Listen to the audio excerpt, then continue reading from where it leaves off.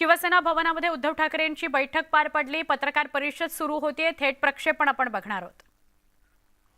उद्धव ठाकरे यांनी शिवसेना भवनामध्ये सगळ्याच नेत्यांची आणि पदाधिकाऱ्यांची बैठक घेतली। महत्त्वाची माहिती किंवा महत्त्वाचा मुद्दा असा की सगळे उद्धव ठाकरेंचे जे नेते आहेत ते आता महाराष्ट्र दौऱ्यावर जाणार आहेत। गाव गाव तालुका तालुका पिंजून काढा, प्रत्येक शिवसेनेच्या व्यक्तीशी संवाद साधा, जनतेशी संवाद साधा, असं उद्धव ठाकरेंनी आपल्या पदाधिकाऱ्यांना आणि नेत्यांना म्हटलंय। आणि याकरताच पत्रकार परिषद थेट प्रक्षेपण। आज मी तुम्हाला पहिला प्रश्न विचारतो आणि त्याच्यानंतर बोलतो। आज तुम्ही मला भेटायला का आला? कारण माझं नाव पण चोरलंय आणि चिन्ह पण चोरलंय। तसं पाहिलं तर चोरांना राजप्रतिष्ठा देण्याचा काळ दुर्दैवाने देशात सुरू झालाय आणि सगळं काही चोरल्यानंतर सुद्धा तुम्ही माझ्याकडे एवढ्या गर्दी करून काय बोलायला आलात याचं पहिलं उत्तर द्या, मग मी मला जे बोलायचं ते बोलतो।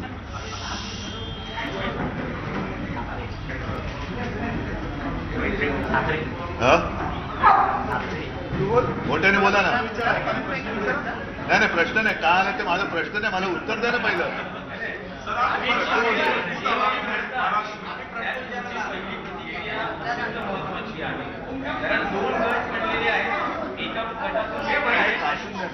कार्टून हा तुम्ही शिवसेनेत 2 गट पडलेले आहेत, त्या गटात सुद्धा प्रतिक्रिया असे आहे आणि या गटात तुमची प्रतिक्रिया अत्यंत महत्वाची आहे। जे काही सगळं आहे ते देश पाहतो। मी एकच गोष्ट सांगेन जे आता तुम्ही बोलत ते महत्वाचं आहे।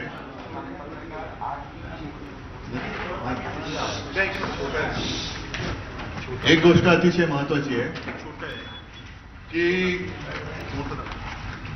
त्यांनी पक्षाचं नाव आणि चिन्ह जरी चोरलं किंवा चोरण्याचा प्रयत्न जरी केलेला असला आणि त्याला मी तर मगाशी माझ्या पदाधिकाऱ्यांनी सांगितलं की हा पूर्वनियोजित कट होता आणि आहे। पण आता आपण जे म्हणालात की त्यांनी शिवसेना नाव चोरलं तरी ठाकरे नाव नाही चोरू शकत। त्याच्यामुळे एका गोष्टीत तर मी नक्कीच भाग्यवान आहे की मी बाळासाहेबांच्या आणि माच्या पोटी जन्माला आलो। ते भाग्य काही त्यांना मिळालेलं नाही आणि ते भाग्य त्यांना दिल्लीवाले काही देऊ शकत नाहीत, कारण दिल्लीवाले किती जरी उठले मारले तरी ती माणसंच आहेत। प्रश्न एवढाच आहे जे मी काल माझ्या उत्तर भारतीयांच्या एका बैठकीत बोललो की आज ही परिस्थिती त्यांनी शिवसेनेवर लादण्याचा प्रयत्न केलाय, ही परिस्थिती उद्या देशातल्या कोणत्याही पक्षावरती ते आणू शकतात आणि आत्ताच जर का याचा मुकाबला केला गेला नाही तर कदाचित येत्या 2024च्या लोकसभेची जी निवडणूक आहे ती आपल्या देशातली शेवटची निवडणूक ठरू शकेल, कारण त्याच्यानंतर हुकुमशाहीचा नंगानाच सुरू होऊ शकतो। हिंदुत्व नक्कीच, आम्ही हिंदुत्व काय सोडलेलं नाही, सोडणार नाही, पण आमचं हिंदुत्व हे राष्ट्रीयत्व आहे। त्याच्यामुळे राष्ट्र प्रथम आणि हिंदुत्वाचा बुरखा घालून राष्ट्र गिळायला जर कोणी निघाला असेल तर एक कडवट सच्चा राष्ट्रवादी, आता राष्ट्रवादी म्हटल्यानंतर पुन्हा तुम्ही पवारांशी संबंध नका लावू, राष्ट्रीय हिंदू म्हणून जे या विचाराचे आहेत त्यांनी लढाईला उभं राहिलं पाहिजे। आज एक कार्टून मी तुम्हाला दाखवतोय मुद्दामून, मिड डे मध्ये छापून आलेलं आहे। आता असं म्हणतात की काही शब्द जे काही काम करू शकत नाही किंवा साधलं जात नाही काही असंख्य शब्दांनी, ते एका कार्टून मध्ये साधलं जातं। तर हे मिड डे मध्ये छापून आलेलं कार्टून आहे, सामन्यात नाही, उद्या सामन्यात छापायला सांगितलेले मिड डेची परवानगी घेऊन। आणि त्याच्यात त्यांनी त्या कार्टून मध्ये असं दाखवलेलं आहे, घरफोडी झालेली आहे, इकडे भगवा झेंडा पण दाखवलाय त्यांनी, हे मी काढलेलं कार्टून नाहीये। आणि त्याच्यात तो पोलीस जो आहे तो त्या घर मालकाला सांगतो की he has 2/3 of your assets, that means it all belongs to him। म्हणजे घरफोडी केलेली आहे, दरोडा घातलेला आहे, दरोडा घालून जेवढं काही आपल्या खोक्यात घेता येईल तेवढं घेतलेलं आहे आणि पोलीस त्याला सांगतात की याच्या सगळ्या खोक्यामध्ये सगळी तुझी 2/3 पेक्षा जास्त मालमत्ता याच्याकडे चोराकडे, त्याच्यामुळे सगळी उरलेली पण त्याचीच आहे। याला लोकशाही मानायची का? निवडणूक आयोगाने जो काही निकाल दिलेला आहे हा निकाल अत्यंत अयोग्य आहे. कारण घटनाक्रम जो घडलेला आहे त्या घटनेच्या क्रमाप्रमाणे निकाल अपेक्षित आहे. पहिली आम्ही 16 जणांच्या अपात्रतेची जी काही तक्रार केलेली आहे आणि त्याची सुनावणी उद्यापासून सर्वोच्च न्यायालयात सुरू होते आहे. मी मध्ये आपल्याला बोलून सांगितलं होतं की तो निकाल जोपर्यंत लागत नाही तोपर्यंत निवडणूक आयोगाने निकाल देऊ नये. ज्या पद्धतीने निवडणूक आयोगाने निकाल दिलेला आहे तो अयोग्य आहे आणि त्याला आम्ही आव्हान दिलेलंच आहे सर्वोच्च न्यायालयात. आमची विनंती की उद्या त्याची सुनावणी व्हावी. आम्ही अशी प्रार्थना सर्वोच्च न्यायालयाला केलेली आहे. मुद्दा काय येतो की 2/3 हे कधी घडले, ते एका संख्येने गेलेत का, तर गेलेले नाहीत. 16 जण आधी गेलेत, त्यांची अपात्रतेची केस ती तिकडे दाखल आहे. त्याच्यानंतर मला वाटतं 23 जणांच्या अपात्रतेची आम्ही तक्रार केलेली आहे, ती केस चालू आहे. त्याची टोटल मारून जर 2/3 करणार असाल तरी सुद्धा घटनेमध्ये असं लिहिलेलं आहे की 2/3 ना कुठल्या तरी पक्षामध्ये विसर्जित व्हायलाच पाहिजे, ते विसर्जित झालेले नाहीत. त्याच्यामुळे ते घटनेच्या नुसार जे काही घटनातज्ञ माझ्याशी बोललेत त्यानुसार ते अपात्र ठरवले गेलेच पाहिजे, अशी एक घटनेच्या मध्ये जी काही नमूद केलेली कलम आहे त्यानुसार जे लिहिले त्याप्रमाणे हे व्हायला पाहिजे. आता त्याच्या आधी निवडणूक आयोगाने ही घाई करण्याची काय गरज होती? मधल्या काळामध्ये ज्या पद्धतीने निवडणूक आयुक्त नेमले गेले ती प्रशांत भूषणनी एक केस केलेली आहे आणि त्यातले एक वादग्रस्त आयुक्त या 3 आयुक्तांमधले एक आयुक्त आहेत. जर मी चुकत असेल तर मी माफी मागेन, पण जर मी बरोबर बोलत असेल तर हा प्रश्न सगळ्यांनी विचारला पाहिजे की ज्यांच्या नेमणुकीवरती प्रशांत भूषण यांनी केस दाखल केलेली आहे की घाईघाई त्यांची नेमणूक कशी काय केली. बरी नेमणूक झालेली आहे, निवड नाही. म्हणजे आपल्या लोकशाहीचं सर्वात मोठं एक दुर्दैव असं आहे की पक्षांतर्गत लोकशाही पाहिजे, पक्षांतर्गत निवडणुका पाहिजेत, देशात निवडणुका पाहिजेत. सगळ्या गोष्टी जर निवडणुकीने होत असतील आणि निवडणूक आयुक्त मात्र नेमणुकीने होत असेल तर मग लोकशाहीचा मूळ जो गाभा आहे तोच कुठेतरी धोक्यात येतोय. जसं सर्वोच्च न्यायालयाचे ते कॉलेजियम आहे किंवा की काय त्याला एक शब्द आहे मराठीमध्ये न्यायवृंद, त्याच्यावरती आता आक्षेप घेतला गेला होता केंद्रीय कायदा मंत्र्यांनी रिजिजू आणि राज्यसभेच्या सभापतींनी. पण न्यायमूर्ती खंबीर राहिले म्हणून सरकारला बॅकफुटला जावं लागलं. म्हणजेच काय की निवडणूक आयुक्त आम्ही आमचे चाकर असतील तेच नेमणार, न्यायालयामध्ये सुद्धा आमची हुकूमत चालणार.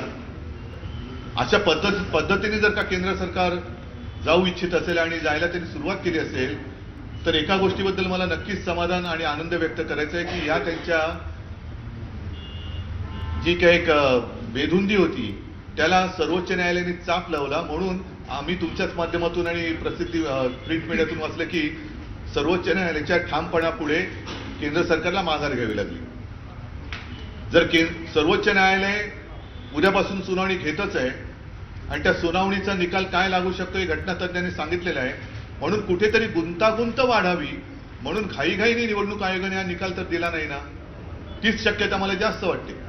कारण आजपर्यंत मला नाही आठवत असं कुठे झालंय की एखाद्या पक्षामध्ये वाद निर्माण झाल्यानंतर चिन्ह गोठवलं जातं, नाव गोठवलं जातं. जे नाव आणि चिन्ह आमचं अंधेरीच्या पोटनिवडणुकीचं निमित्त सांगून गोठवलं गेलं होतं. मग मला कुठे मुखवटा घालण्याची गरज नाही. मी सरळ शिवसेना उद्धव बाळासाहेब ठाकरे या नावाने आणि मशाल चिन्ह घेऊन निवडणूक लढली. आमच्या पक्षाने ती निवडणूक जिंकली. ज्यांनी घाईघाई ते चिन्ह गोठवून घेतलं होतं त्यांनी आणि त्यांचे राजकीय जे कोण त्यांनी म्हणतात, कारण काल मला वाटतं कोणतरी म्हणाले की अमित शहा त्यांना वडिलांसारखे आहेत. आता किती लोक त्यांना वडिलांसारखे वाटतात मला माहित नाही, माझे वडील तर ते चोरतातच आहेत. तर त्यांनी निवडणूक ती लढण्याची हिंमत पण नाही दाखवली. अशा पद्धतीने ह्या सगळ्या गोष्टी घडताना कुठेही जे मी तुम्हाला सांगत होतो की जसं पूर्वी काँग्रेसमध्ये सुद्धा वाद झाला होता इंदिराजींच्या वेळेला, तेव्हा सुद्धा सिंडिकेट आणि इंडिकेट असे 2 गट स्थापन केले गेले. त्यांचं मूळ एक पहिल्यांदा मला वाटतं आधी काय होतं, बैल जोडी एक होती, त्याच्यानंतर गाय वासरू होतं. तेव्हा गाय वासरू नका विसरू ही घोषणा गावोगावी खेडोपाडी गेली होती. ते गाय वासरू हे चिन्ह गोठवलं गेलं. मग इंदिराजींनी हात घेतला आणि मग ती हातची सफाई इतके वर्ष सगळ्यांनी बघितली. समाजवादी पार्टीच्या मध्ये जेव्हा हा वाद झाला होता त्यावेळेला समोरचे जे होते त्यांनी मला वाटतं तो दावा दिलाच नाही, कोर्टात ते गेलेच नाही. त्याच्यामुळे ते नाव आणि चिन्ह अखिलेशला मिळालं. जयललिता आणि जानकी रामचंद्र यांच्यामध्ये जेव्हा वाद झाला तेव्हा त्या दोघी जणींमध्ये समेट झाला आणि मग नाव आणि चिन्ह ते मिळालं. बाकी कोणालाही असं नाव आणि चिन्ह हे एका गटाला हे तुझं म्हणून दिलेलं नाही. पंटी गोठवली नाही, त्यांनी मला वाटतं त्यांनी बदलली. ती पंटी विजली त्यांची, लोकांनीच विजवून टाकली, कारण तेव्हा त्यांची डिपॉझिट जात होती. हा मुद्दा मी बोलवलो तेवढं तुम्ही मध्ये ती पंटी घुसवलीत. चिन्हाच्या बाबतीतच जे मी सांगत होतो, तुम्ही मध्येच गडबड करून टाकली माझी, काहीतरी ती लिंक तोडली तुम्ही माझी. दुसरा पण आधी हे काय सांगत होतो, वेगवेगळ्या असे वाद झाले तेव्हा चिन्ह गोठवलं, पण त्यांना दिलं नाही, कुणाला चिन्ह कुणाला दिलं नाही. आणि पक्ष दोन्ही काँग्रेस नाही थांबा, आता मध्ये बोलू नका कोणी. आता मधल्या काळामध्ये जेव्हा या वादाची सुरुवात झाली, हे मी परवाच्या प्रेस कॉन्फरन्समध्ये सुद्धा बोललो की निवडणूक आयोगाने आम्हाला शपथपत्र सादर करायला सांगितले, प्रतिज्ञापत्र, मग सदस्य संख्या दाखवा. आता त्याच्यामध्ये 4-6 महिने गेले. मधल्या काळामध्ये बातम्या पण अशा आल्या की शिवसेनेने बोगस शपथपत्र दिली. तिथे क्राईम ब्रँचचे पोलीस हे ठिकठिकाणी गेले आणि त्यांची शपथपत्र तपासली आणि त्याच्यामध्ये असत्य असं काहीच नाहीये, ही शपथपत्र योग्य आहेत असंही दाखला त्यांनी दिला. मी तर लोकांना, माझ्या पदाधिकाऱ्यांना घरी बोलून सांगितलं होतं की कागदाची लढाई आहे, कागदाची लढाई आपल्याला कागदाने लढावी लागणार. तुम्हाला पदाधिकाऱ्यांना शपथपत्र द्यावी लागतील. 100 रुपयाच्या स्टॅम्प पेपरवरती आपण ती शपथपत्र दाखल केली. त्यांनी सांगितलेल्या फॉर्मॅटमध्ये ती आम्ही दाखल केली. गठ्ठेच्या गठ्ठे, तेव्हा पाऊस पण होता, त्या पावसामध्ये सुद्धा ट्रेननी आम्हाला तिकडे न्यावे लागले. हे गठ्ठे तिकडे आम्ही जे काही नेऊन दिले ते परत सांगतो, आम्ही आमच्या घरी रद्दी वाढली आणि रद्दीला काय भाव मिळत नाही म्हणून निवडणूक आयोगाकडे नेऊन द्या म्हणून दिलेलं नाही. तर निवडणूक आयोगाने आम्हाला सांगितलं होतं की तुम्हाला तुमच्या पदाधिकाऱ्यांची प्रतिज्ञापत्र आणि सदस्य संख्या ही दाखवावी लागेल, त्यानुसार आम्ही दाखवली होती. आता एवढं लाखोनी आम्ही सगळा हा उपद्व्याप केल्यानंतर अचानक जर का आता निवडणूक आयोग असं म्हणायला लागला की ते काय चालणार नाही, तुमचे जे निवडून आलेले होते त्यांच्या संख्येनुसार हे पक्ष कोणाचा ठरवला जाईल, ठीक आहे, हरकत नाही. पण ते पात्र आहेत का अपात्र ह्याचा फैसला आधी व्हायला पाहिजे. आणि जर का तुम्हाला हाच निकष लावायचा होता तर आम्हाला एवढी मेहनत करायला का लावली? का माझ्या शिवसैनिकांना पदरमोड करायला सांगितली? का 100 रुपयाच्या स्टॅम्प पेपरवरती तुम्ही आमची प्रतिज्ञापत्र घेतली? जो काही एक त्यांनी सांगितलं की यांनी आमची जी काही कार्यकारिणीची सभा झाली होती, प्रतिनिधी सभा, तिचा तपशील दिलेला नाही, ती आम्ही सीडी सुद्धा दिलेली आहे. आता त्याच्यात त्यांचं म्हणणं की कव्हरिंग लेटरमध्ये ते लिहिलेलं नाहीये. मग कपिल सिब्बलने सांगितलं की तुमच्याकडे जे काही विषय येतात त्याचं गांभीर्य तुम्हाला कळत नाही का, की केवळ तुम्ही कव्हरिंग लेटर वाचून तुमचा निकाल देता, त्याच्या आत पाकिटात काय आहे बघता की नाही? पाकिटामध्ये आम्ही ते दिलेलं आहे आणि ते मला वाटतं क्लिप अरविंद तुम्ही व्हायरल सुद्धा केली. तर हा सगळा विषय बघितल्यानंतर निवडणूक आयोग आत्ताचा जो आहे तो बरखास्त झाला पाहिजे, केला पाहिजे आणि निवडणुकीच्या प्रक्रियेने निवडणूक आयुक्त नेमले गेले पाहिजेत, ही माझी शिवसेनेची मागणी आहे.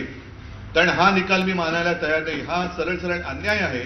आणि काल परवाकडे अमित शहा येऊन गेले आणि त्यांनी सांगितलं की शिवसेना आणि भाजप युती, ती ही युती नाही, हे चोरलेलं धनुष्यबाण आहे, चोरलेलं धनुष्यबाण आहे. आणि मी तर आव्हान दिलेलं आहे की हे शिवधनुष्य आहे, जे रावणाला नाही पेललं ते मिंद्यांना काय पेलणार आहे? मिंद्यांना तर पेलणंच शक्य नाहीये. पण त्याच्या मागे जो शिवसेना संपवण्याचा कट आहे, म्हणजे आज शिवसेना नाव आणि चिन्ह हे त्यांना देण्याचा प्रयत्न झालेला आहे. उद्या त्यांच्या ज्या केसेसमुळे ते तिकडे गेले त्या केसेसकडून यांना संपवलं तर शिवसेना संपली, असं जर का दिल्ली शहरांचा डाव असेल तर हा एवढं काही सोपा नाहीये. आणि म्हणून मला असं वाटतं की एक शेवटची आशा सर्वोच्च न्यायालयाकडनं आम्हाला आहे. आम्ही निवडणूक आयोगाच्या विरुद्ध, कालच्या निकालाच्या विरुद्ध सर्वोच्च न्यायालयात गेलेलो आहोत. उद्या त्याची सुनावणी घ्यावी म्हणून सर्वोच्च न्यायालयाकडे प्रार्थना सुद्धा केलेली आहे. आणि आम्हाला खात्री आहे की त्यावेळेला दूध का दूध आणि पाणी का पाणी काय असतं ते झाल्याशिवाय राहणार नाही. ठीक आहे, हे एवढं मला म्हणून सांगायचं होतं. या पलीकडे तुम्हाला काही विचारायचं असेल विचारा.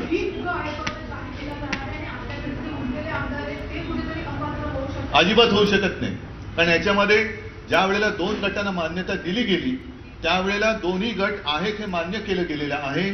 त्याच्यानुसार त्यांना ते नाव आणि चिन्ह, आम्हाला नाव आणि चिन्ह वेगळं दिलं गेलं. जो प्रश्न होता मूळ नाव आणि चिन्ह हे कोणाचं ते तसं त्यांनी देता कामा नये, तसं ते देऊ शकत नव्हते. ती सगळी खातरजमा केल्याशिवाय आम्ही त्याला चॅलेंज दिलेलं आहे. पण त्या गटाला त्यांनी ते नाव आणि चिन्ह दिलेलं आहे. आमच्या गटाचा आणि त्या गटाचा संबंध नाही. आता 28 तारखेनंतर हे चिन्ह जे आहे ते तेवढीच मुदत राहणार आहे. पक्षाचं नाव देखील तेवढीच मुदत राहणार आहे. तुम्हाला नवीन ठीक आहे चिन्ह ना. आणि नवीन नाव शोधावं मुळामध्ये पहिल्या प्रथम आम्ही सर्वोच्च न्यायालयात या आदेशाला आव्हान दिलेलं आहे. त्याच्यामुळे 2-3 दिवसात ते काय निर्णय देतात हा पण एक महत्वाचा विषय राहील. आणि स्थगिती दिल्यानंतर शेवटी नाव आणि चिन्ह हे आम्हाला सुद्धा आमचं जे आत्ता तात्पुरतं जे काय आहे ते पुढे हे करण्यासाठी मागणी करावीच लागेल. ते त्यांनाही करावी लागेल. त्यांचं जे काय तात्पुरतं नाव आणि चिन्ह आहे ते त्यांच्यासाठी त्यांनाही मागणी ती करावी लागेल. नाही, या दरम्यानच्या काळात ते अपात्र ठरले तर काय होणार त्यांचं, हा पण प्रश्न आहे. मग ते 40 लोक अपात्र होतील.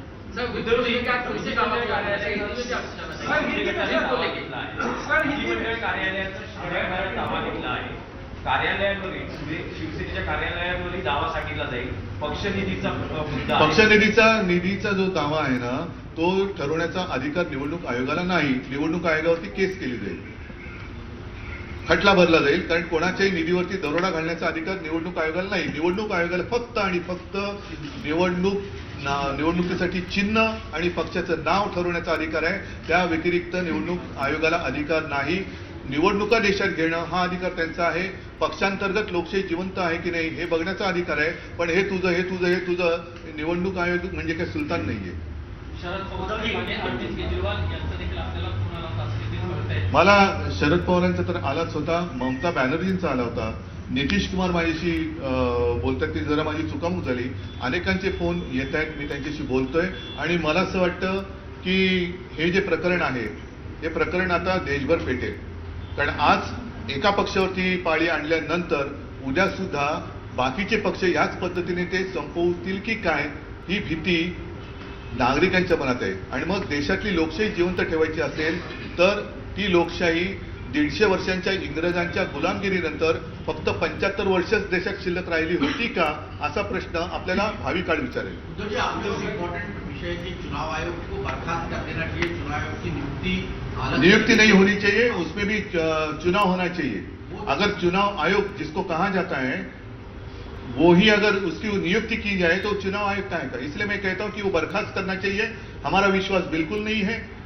इसके पहले भी ईवीएम वगैरह सारी चीजों पर हमने हमारी आशंका जताई थी. आज भी सारे लोग जता रहे हैं. और मैं तो मानता हूं कि इसको तुरंत बर्खास्त करना चाहिए और जो भी सुनवाई है सुप्रीम कोर्ट में होनी चाहिए. आता हिंदी में बात कर रहा हूँ ना, करने दो. बड़ा बयान दिया है. उन्होंने कहा कि पिछली बार हम लोगों ने 42 सीटें जीती थी, अब हमारा टारगेट 48 सीटें जीतने का. पूरे देश में मेरी शुभकामनाएं उनको. महाराष्ट्र वो अमित शाह जी ने कहा 48 सीट तो पूरे देश में है. 48 सीट में उनकी आई तो मेरी शुभकामनाएं उनको. ये देखो जो देश की जनता है ना वो एकदम निस्वार्थीपणाने आणि प्रामाणिकपणाने बघत असते. ह्याच्यामध्ये जर का असे लोकशाहीचं वस्त्रहरण करणारी लोक पुढे येत असतील तर लोक मला नाही वाटत त्यांना थारत. कोणी भगतसिंग कोश्यारी आता देहरादूनला जाऊन त्यांना मन आहे. त्यांचं म्हणणं आहे की उद्धव ठाकरे हे खूप सज्जन व्यक्ती आहे, संत आहे. अरे वो तो संत आहे. शकुनी मामा त्यांच्या चुंगलमधून ते फसलेले होते असे त्यांचे आमदार येऊन आम्हाला सांगत होते. जाऊ द्या. गेलेल्याबद्दल वाईट बोलू नये. ते आता त्यांच्या घरी गेलेत तर त्यांच्याबद्दल आता कशाला वाईट बोलू. त्यांना त्यांचं आयुष्य मजेत घालू द्या.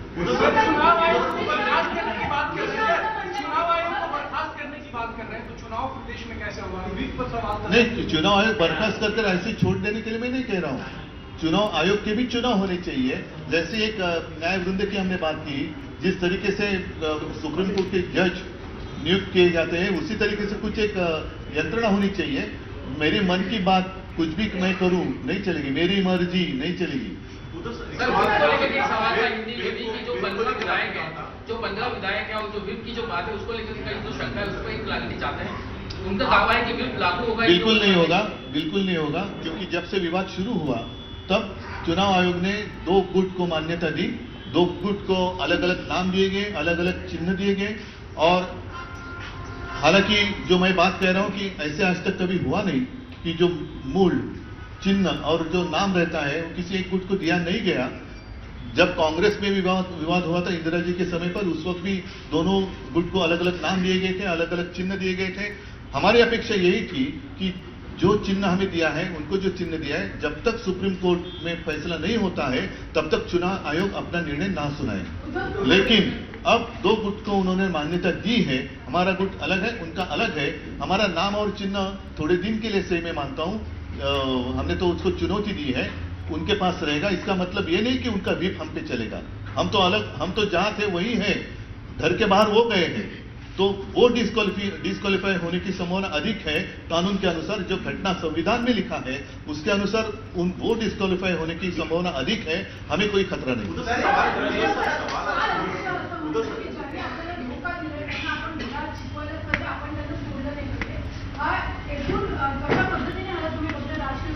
हे त्यांच्या मनातले जो काही डाकूपणा आहे तो समोर आलेला आहे. कारण दगा त्यांनी दिलेला आहे, मी नाही.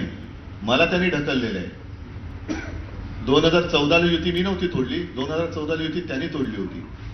2019 ला सुद्धा अडीच वर्षाचं एक आमच्यात जो करार झाला, जे मी खुलेआम शपथ घेतली, माझ्या आई वडिलांची शपथ घेतली, त्यानुसार जर झालं असतं तर आज हे सन्मानाने झालं असतं.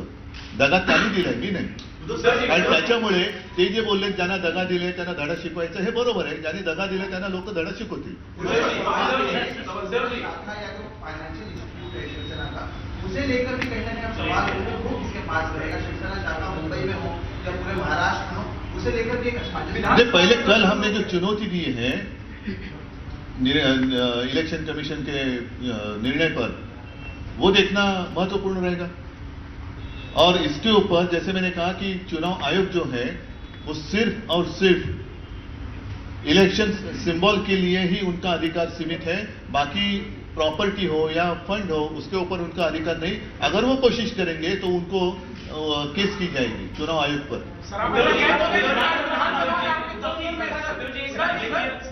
एक मिनिटाचं राहा। एक राजकीय विश्लेषण असं केलं जातं की 2019 मध्ये तुम्ही मोदी शहांशी राजकीय शत्रुत्व घेतलं, काँग्रेस एनसीपी बरोबर गेला, महाविकास आघाडीचे मुख्यमंत्री झाला, त्याची मोठी राजकीय किंमत तुम्हाला मोजावी लागली।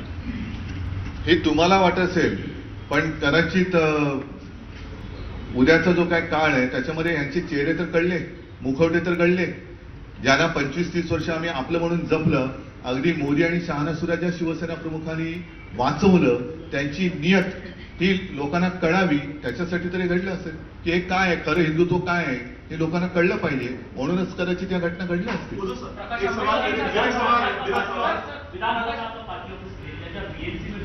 बीएमसी तो अभी है कहाँ, बीएमसी तो विसर्जित हुई है। और बीएमसी हो या विधानसभा हो, विधानसभा में ठीक है थोड़े दिन के लिए मान सकता हूं जब तक वो निकाल नहीं आता, लेकिन बीएमसी में आज कोई पार्षद है ही नहीं, तो किस आधार पर आप चुनाव के लिए पार्टी के लिए ऑफिस देंगे? संख्या पर दिए जाते हैं ना, संख्या पर दिए जाते हैं, तो आज पार्षद ही नहीं है, तो बीएमसी का ऑफिस क्यों दिया जाए उनको? अगर वो भी देंगे तो गुनाह होगा वो, क्योंकि क्या आधार क्या है इनके पास? भले वो कहते हैं कि आज ठीक है, मैं मानता हूं कि कुछ विधायक और हमारे सांसद उनके पास है, लेकिन आज के वो सांसद और विधायक है, कारपोरेटर्स कहाँ है? तो उनके बाथरूम के आसपास उनको जगह अगर देते हैं ठीक है, क्योंकि उनके पास पार्षद नहीं है, पार्षद ही नहीं है, इसलिए तो ऑफिस सील किए गए हैं, तो सील इनके लिए खोलेंगे वो। एक सवाल, मेरी सवाल दो है बेसिकली। पहला सवाल ये है कि जो हुआ है फिलहाल में चुनाव आयोग का, आप मानते हैं क्या इसको मान लिया जाए कि इमरजेंसी लेते हैं, या आप 2024 के बाद या जो भी होगा, जो भी रिजल्ट आएगा तब आप मानेंगे कि इमरजेंसी के हालात आ गए? पहला सवाल। देखो मुझे अभी पता नहीं, क्योंकि मैं पता नहीं बोल रहा हूँ किस बारे में बता रहा हूँ आपको, क्योंकि मैं अभी पिछले 1-2 घंटे से आपने देखा जब से आया हूँ यहीं पे हूँ, लेकिन मुझे खबर मिली है और आपके माध्यम से शायद दिखाई गई हो, तो आप कंफर्म करें कि छत्तीसगढ़ में कुछ ईडी वगैरह की रेड हुई है, उनके मुख्यमंत्री के निवास स्थान पर भी हुए हैं। तो ये कौन सा प्रजातंत्र है? ये कौन सा प्रजातंत्र है? अच्छा, वैसे अगर देखा जाए तो यूएस में उनके प्रेसिडेंट के ऊपर भी रेड पड़ी थी। तो इतनी डेमोक्रेसी क्या आपको मंजूर है? अगर डेमोक्रेसी आप मानते हैं और इसमें डेमोक्रेसी का हिस्सा मानते हैं, तो फिर यूएस की डेमोक्रेसी आपको मंजूर है क्या? और नहीं है तो फिर उसको तानाशाही कहना चाहिए क्या?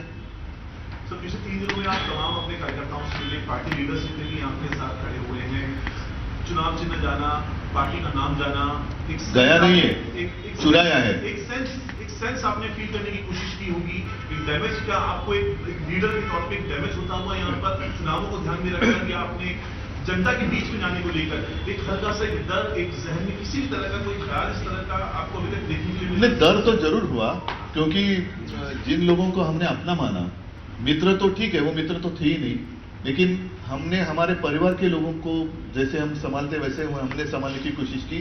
उन्होंने अपनी जो कहते हैं कि राजनीति में मां शिवसेना, उसकी हत्या करी, उसका दर्द जरूर है। हत्यारा कोई और नहीं, वो हमारे घर का ही निकला, वही हमें दर्द है। और उसको उसी को सुपारी दी गई, उसका हमें दर्द है। जर महाविकास आघाडी सोबत जाणार असेल तर आम्ही पुन्हा एकदा ठीक आहे, त्यांच्याशी बोलेन ना मी. हा, या सगळ्या घटना घडत असताना राज्यातल्या शिवसैनिकांशी संवाद साधण्यासाठी काही दौरा किंवा काही जरूर तुमच्या माहितीसाठी सांगतो. मगाशी सगळे माझे राज्यातले पदाधिकारी आले होते आणि त्यांच्या समोर पहिले आमच्या ज्या काही टीम्स आहेत, त्या टीम्स आता 25 तारखेपासून राज्यात पूर्ण गावोगावी जातील, शिवसैनिकांशी संवाद साधतील. माझ्या सुद्धा सभा आता पहिली 5 तारखेची सभा जाहीर होईल, त्याच्यानंतरची सभा जाहीर होतील आणि मी सुद्धा फिरणार आहे, राज्यामध्ये सभा घेणार आहे. आणि साहजिकच आहे, ज्या लोकांना हे पटलेलं नाहीये, असे असंख्य लोक ज्यांचा शिवसेनेशी संबंध नाही, त्यांचे ते फोन करून सांगतायत. विशेष म्हणजे अमराठी लोक याच्यामध्ये आहेत, त्याच्यामध्ये काही मुस्लिम लोक आहेत, त्याच्यात काही ख्रिश्चन लोक आहेत.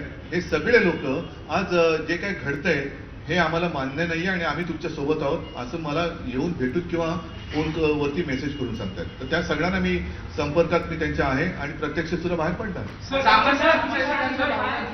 सामान्य शिवसैनिकांच्या भावना दुखावल्या आहेत, मात्र ते आक्रमक आहे, पण आपण कुठेतरी त्यांना थांबवत आहेत, त्यामुळे ते शांत आहेत असं देखील बोललं जात आहे. त्यांचा प्रयत्न हाच आहे की देशात अराजक आणायचा, शांततेने चाललेला हा जो काही देश आहे त्याच्यामध्ये एकमेकाला लढवत ठेवायचं आणि आपली पोळी भाजायची, हा ज्यांचा प्रयत्न आहे तो प्रयत्न मला साध्य होऊ द्यायचा नाही.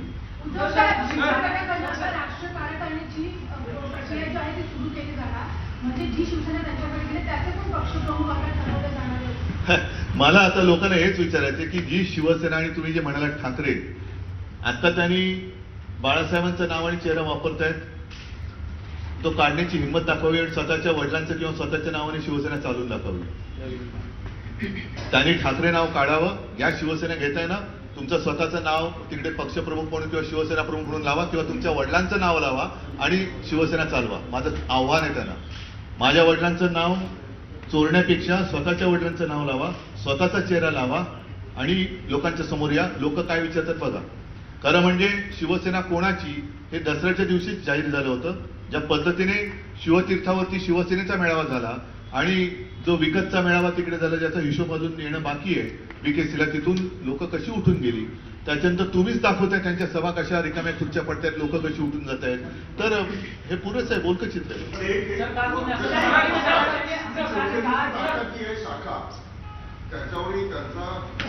शाखा म्हणजे ऐका, एक मिनिट, ती एक कुठल्या तरी यांची विकासकाची जाहिरात होती. घर म्हणजे केवळ 4 भिंती नाही, तसंच आहे ते. केवळ मुंबई नाही, महाराष्ट्र नाही तर संपूर्ण देश वाचवायचा आहे. आगामी काळामध्ये नाही, मला म्हणजे मी सगळ्यांना आपल्याला म्हणून म्हटलं की मला म्हणजे प्रत्येक नागरिकाने हा विचार केला पाहिजे की मला आता देश वाचवायचा आहे. भविष्यामध्ये तुम्ही या संदर्भात काही रणनीती आखताय? ठीक आहे ना, भविष्य बघणाऱ्यातलं मी नाहीये. मी जे आहे वर्तमान त्याच्याप्रमाणे चालतो, वर्तमानपत्र चालवतो, त्याच्यामुळे भविष्यपत्र नाही चालवतो. चला, मला वाटतं धन्यवाद सगळ्यांना.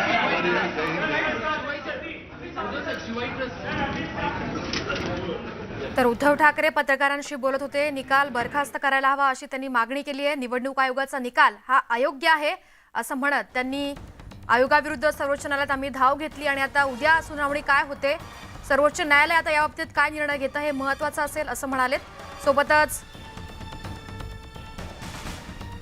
माझ्या वडिलांचं नाव बाजूला ठेवा आणि स्वतःचं नाव घेऊन निवडणूक लढवून दाखवा, स्वतःच्या नावाने पक्ष चालवून दाखवावा असं सुद्धा त्यांनी शिंदे गटाला म्हटलंय.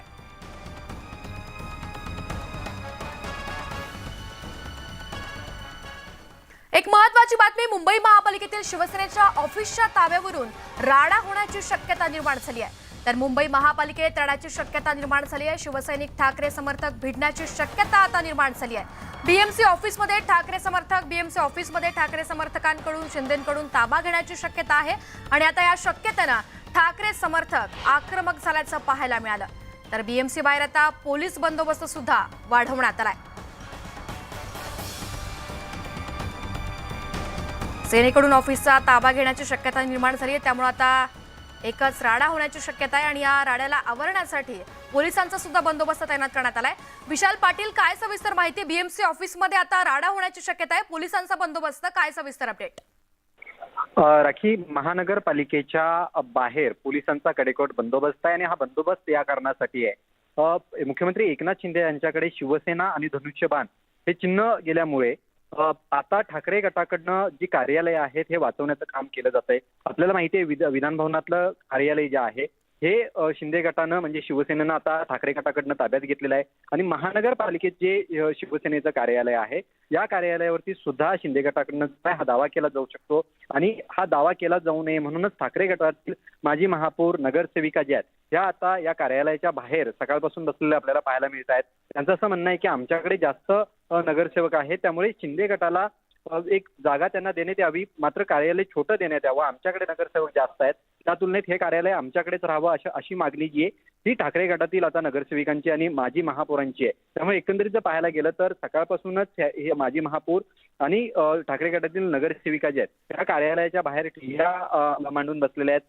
या ठिकाणी जर कोणी आलं तर आम्ही त्यांना या कार्यालयात सोडणार नाही अशा पद्धतीची भूमिका जी आहे ती या नगरसेविकांकडनं घेण्यात आलेली आहे. त्यामुळे जर शिंदे गटातील काही नगरसेवक किंवा काही महत्वाचे पदाधिकारी जर महानगरपालिकेत आले तर या ठिकाणी राडा होण्याची दाट शक्यता आहे आणि कुठेही कायदा सुव्यवस्थेचा प्रश्न निर्माण होऊ नये त्याच्यासाठी पोलिसांचा सुद्धा कडेकोट बंदोबस्त महानगरपालिकेच्या आवारात आपल्याला पाहायला मिळतोय. नक्कीच विशाल, धन्यवाद या सविस्तर माहितीसाठी. तर बुलेटिनमध्ये वेळ झाली आता इथेच थांबण्याची. ताज्या बातम्या आणि घडामोडींसाठी पाहत रहा न्यूज 18 लोकमत.